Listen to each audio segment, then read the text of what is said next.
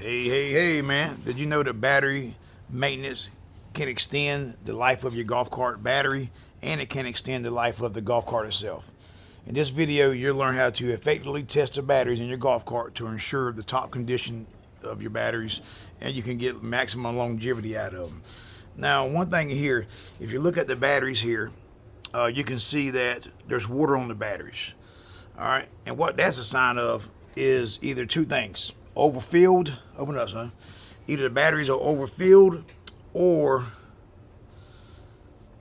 there's a battery going bad. So what we're going to do is look at the batteries, and the batteries are overfilled, because if you look into that neck, and I call the neck the place right here where that plastic piece right there ends at, you don't want it in the channel. What happens there, and this is really the number one problem that causes bad batteries, is over time you add water to your batteries, you overfill it. Well, when you overfill it, guess what happens? You blow the water out in the acid. So over time you have nothing but water in the batteries. All right, now let's get to it and test them. So what we're going to do is put the voltmeter on both DC. That's going to be V with a straight line, y'all. Put it right here, son. That's going to be V with a straight line. You can see right here, V with a straight line. Now, I have this jacked up. This is an EasyGo RXV, so if you press the brake and the gas at the same time, the cart won't run. But if you have a normal golf cart, you can just hold your foot on the brake, hold your foot on the gas, and test each battery. All right, so this is a 12-volt battery, so I'm going to hit the gas. 12.4. It's in.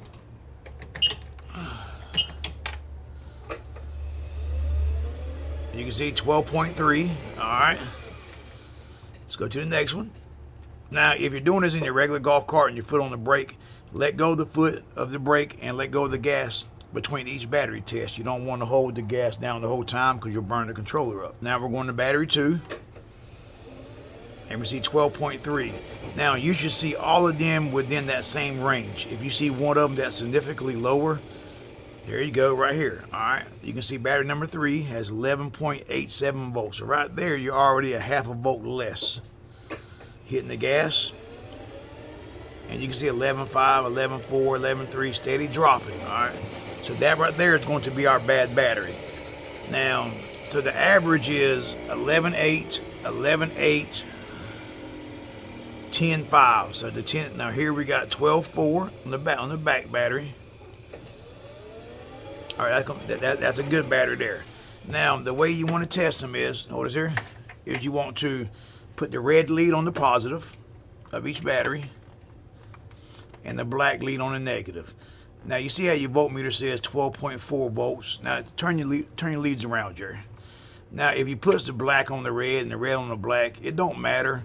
If you look at your voltmeter, all it shows is negative in front of it, but it will still show voltage. Now, I'm going to hit the gas. And you can see it still shows voltage the same, it just shows negative. All right. Now, if you hit the gas and you have the black on the black on the negative, and the red on the positive, and it shows negative, it means that battery is reverse polarity. Now, these batteries here, if you look at them, the batteries are B2s. All right, so that's A, B. So B will be February, and the 2 will be 22. So that's a February of 22 battery. Now, US battery only gives you a 2-year warranty. All right, so that right there tells you. You can see there, that means the battery is a B22. Now, my son showed me this. If you look at that battery cap back there, that will cause water to get on the batteries, because it's going to blow the water out. But the main thing is, if you see that right there, see that corrosion on that back wire, you should take your water hose, and you can see the corrosion on it. Take your water hose and rinse your batteries off once a month, man. Now, this is going to be, because US is normally a good brand of battery. This is going to be two things wrong with his car. Either he's not maintained it properly, meaning in the wintertime he's not charged it like he should, or he has overfilled the water for so long that it's bowled the water out, and all the acid is gone. He's got water in that cell. But all right, man, I just want to show you how to test the batteries, what to look for, and how to maintain it. Stay tuned, man. We'll post some more.